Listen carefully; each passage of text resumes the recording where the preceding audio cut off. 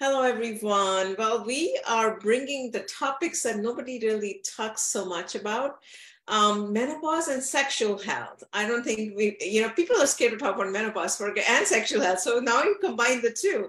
And we've got a perfect speaker with us, Joey. Joey is an internationally accomplished sexologist.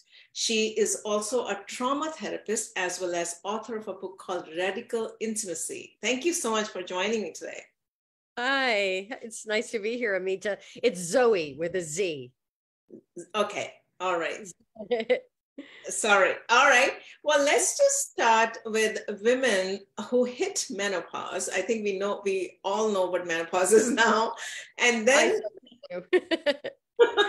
I've been doing so many interviews, um, and then sexual health, menopause, and postmenopause. Women think that this is over now. So I want you to comment and talk about, is it important, number one? And if it is important, why is it important from a clinical point of view and also from a relationship point of view? Yeah. Well, sexual wellness, first of all, let's just sort of define sexual wellness, and then we'll talk about sexual wellness in various periods of our lives, different phases of our lives, right? So sexual wellness is really it's a perspective and a practice in which sexuality is an integral part of overall health and wellness, right? So beyond the acts of intercourse or self-pleasure, sexual wellness focuses on all the aspects of physical, mental, emotional, relational, and even social aspects of sexuality as positive and natural and something that that should be embraced, that's not taboo or needs to be sequestered or siloed or never talked about, right? And so sexual wellness and carrying that sort of natural positivity into menopause is totally essential, really, in my estimation, as a sexologist and trauma therapist. Because what happens is that, look, naturally, we, with less estrogen and waning testosterone, we are less desirous. We want less sex naturally. It doesn't mean that sexual wellness in postmenopausal women is gone forever.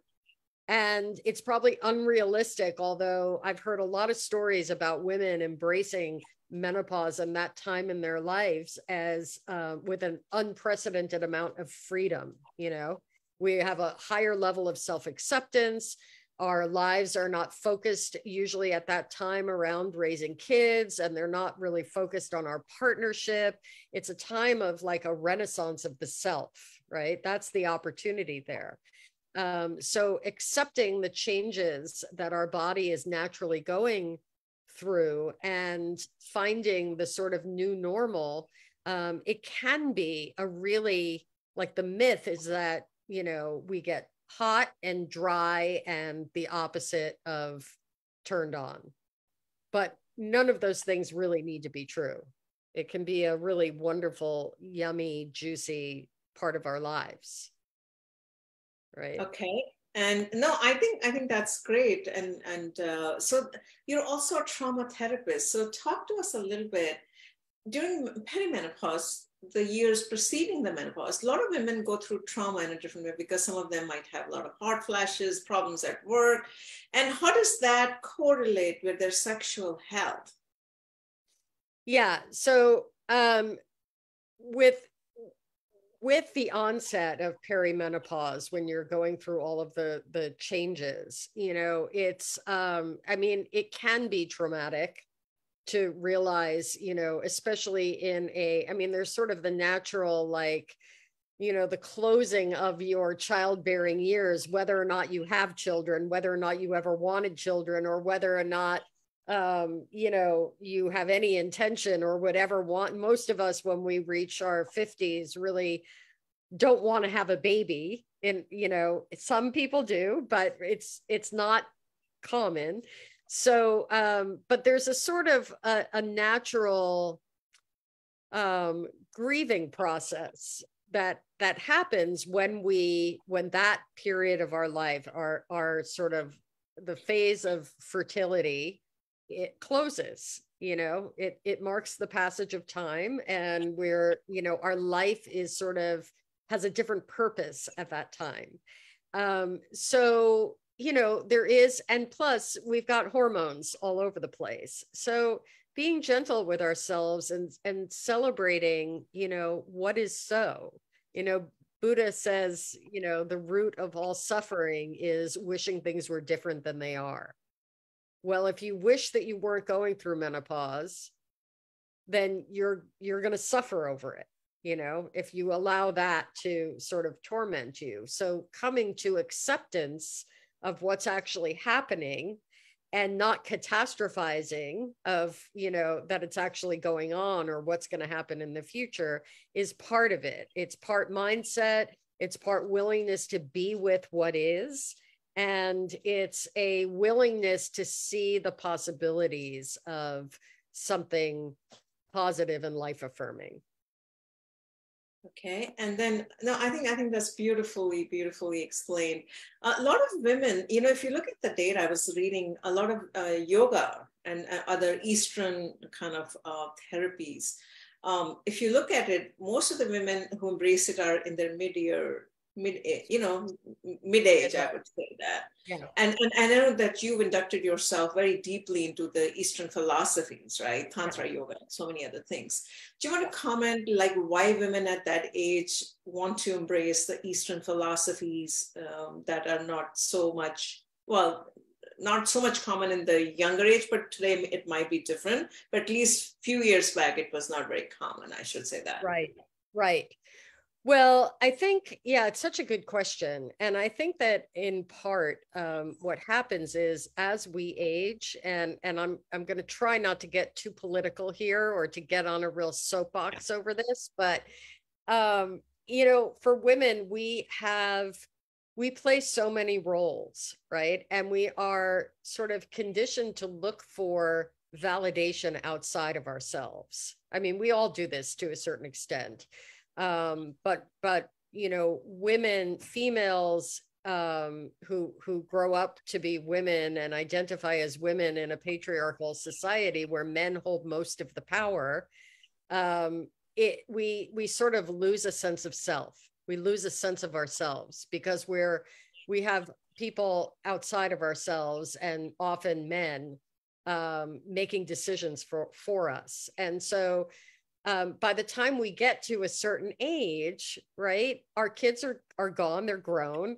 Our husbands are not the center of our universe anymore. And we come into this sort of like connection with ourselves, a rediscovery almost, and that coincides with perimenopause, and even premenopause, depending on your timing of life events and physiology.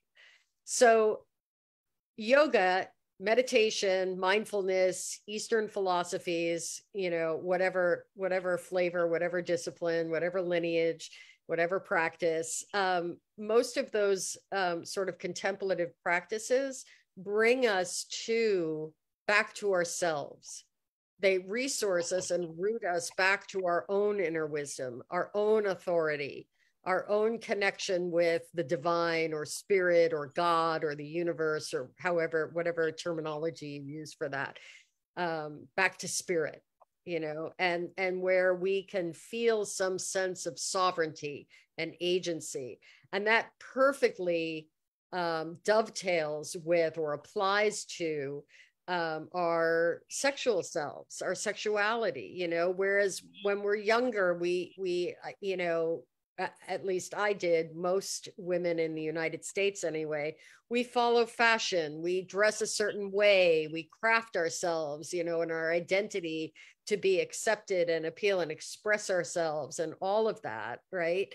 And when we come back into our own truth, right? We can kind of get in touch with what it is that we're really craving, and that life force energy that is accessible to ourselves without the outside influence. Does that make sense? Yeah, no, perfect sense. I think we are internalizing ourselves because now we are more mature and we have always been playing a role, right? Like an actor role here, or somebody's sister, somebody's mom, somebody's daughter, somebody's this. And then suddenly, oh, I never thought about myself, right? All these years, I've always been in some kind of a movie, which is a real life movie here. Um, Yeah, that's it's a, right. yeah, talk to us. I know you have a 1 year program. Talk to us what women are going to learn in 1 year and what kind of disciplines you're going to talk about. Yeah, thanks. I really, it's a little bit of a surprise to me that this program came through me at this time. As recently as New Year's, I wasn't even really thinking that this is what I would be doing in this year, but it just sort of arose from a real need. It's called The Naked Truth, and you can find it on my website, zoekors.com, and we start April 25th. I'll be doing another one next year, I'm sure. So you can always, if you miss the start date, you can get on a waiting list to be notified when we start again. It's a year long because it takes that long. It's a slow pace. I want it to be manageable for busy women who are juggling many things, and also give time to really integrate the learning and the growth. So we run in 6 5-week modules with 4-week breaks in between. And the modules cover culture, trauma, anatomy, pleasure, identity, and embodiment. So the embodiment is really setting ourselves up for sustaining the shift that we achieved during the year together. And it's a hybrid program. There are things that you read, worksheets that you do. We have group sessions. You're paired with a soul sister for support, for individual one-on-one support. And then there are 6 individual coaching sessions with me. So. And it's all going to talk about sexual wellness, or you're also going to talk about also counseling if someone has gone through trauma. Like a lot of women go through trauma, not necessarily during their formative, maybe as a child or something. So talk to us a little about that correlation. Yeah.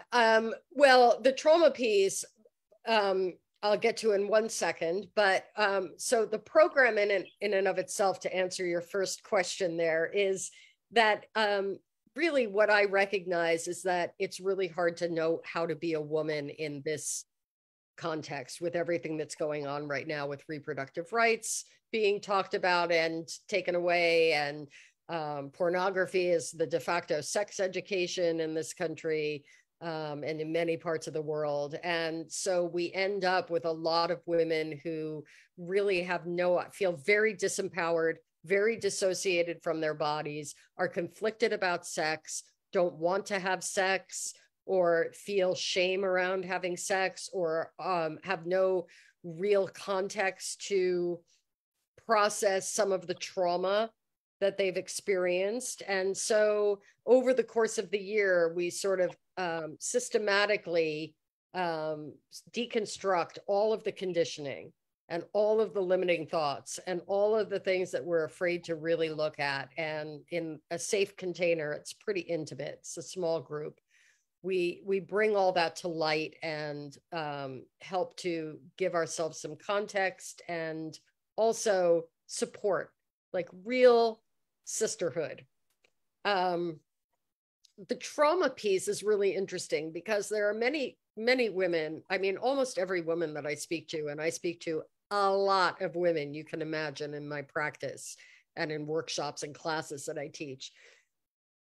Almost every woman that I know can name the trauma, the sexual trauma that they have experienced, or they they think that maybe they've had some trauma. They've at least said yes to sex when they really wanted to say no because they didn't want to make waves. They didn't want the other person to get angry and hurt them, or they just didn't want to hurt feelings, that it would be easier to just get it over with, right? That's traumatic. It's traumatic. And I mean, it's not big T trauma all the time. Sometimes it's little T trauma. But over, like, as part of the big picture, it's really hard to arrive at an organically healthy relationship with ourselves in which we feel empowered. And so that is part of the trauma that we unwind. And there are ways to work with the nervous system. There are ways to, I'm a big fan of like somatic experiencing, also polyvagal theory. The vagus nerve goes from the brain down the spine to our digestive system, to our heart.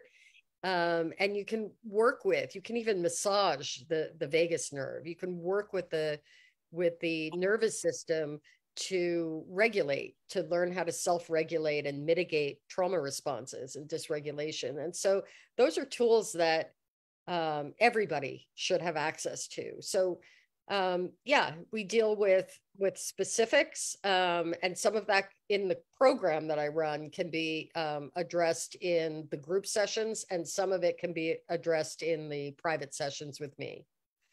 So,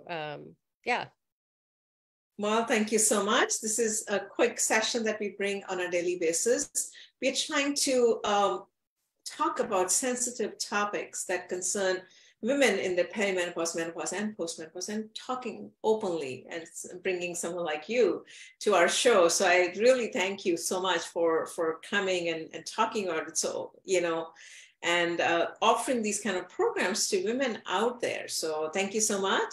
And with everyone else, stay tuned. We are launching some programs that would encompass a lot of integrative therapies, which we will let everyone know. Bye-bye. Have a good evening.